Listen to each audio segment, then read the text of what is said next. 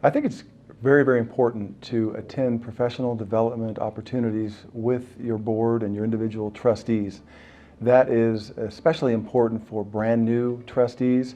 The league offers a fantastic resource every January. It's the trustee conference in Sacramento. I've attended with my board members, and it's just a fabulous resource, and I would recommend it to all CEOs, especially those with brand new trustees, brand new elected board members.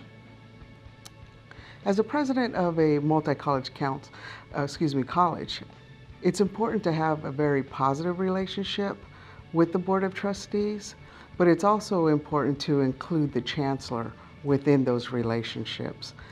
Board members often come to presidents at a multi-college level to ask specific questions about the campus in general and some specifics.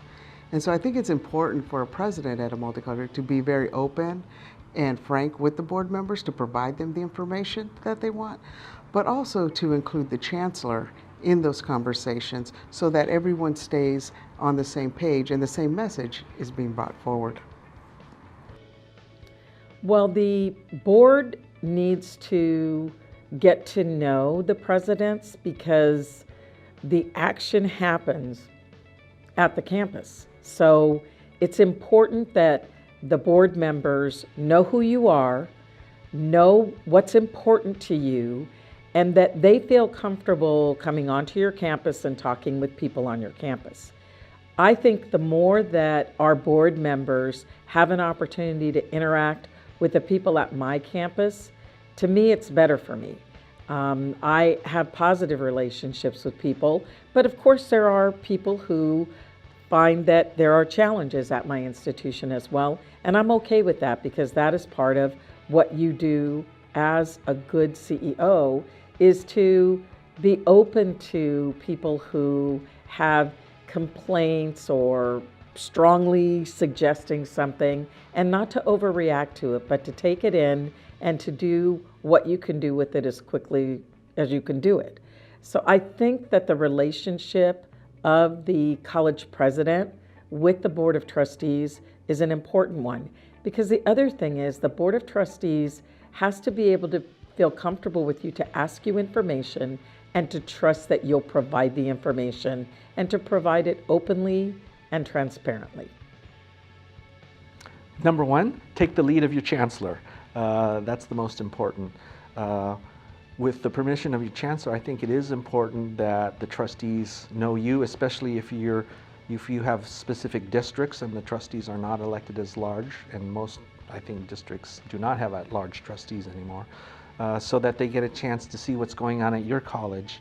As elected officials, they're responsible to the public, and when they're out in public, in social situations, you want them to know what's going on at the college so that the public feels confidence in them and they have a sense that they're doing their role in serving the public and serving the college as well.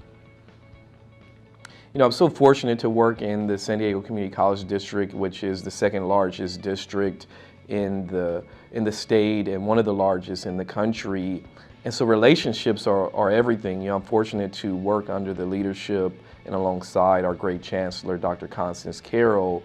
We have very long-standing Board of Trustee members. Our board president, Dr. Maria Nieto Sr., is one of the longest-standing Board of Trustee members in the state. And so I have the fortune of learning from two veterans in community college leadership. And so as a college president, I absolutely have to follow the leadership of our board president and our chancellor in interfacing our constituency groups, but also interfacing the community.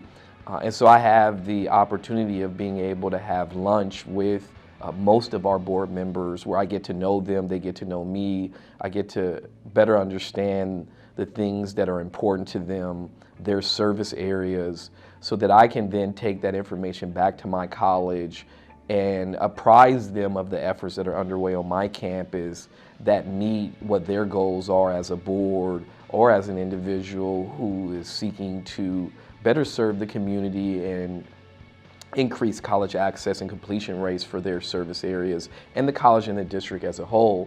And so that takes time. That takes learning, that takes being able to set aside lunches and dinners, inviting those board members to your campus for events so that they better know what's going on campus and what the individual campus goals are.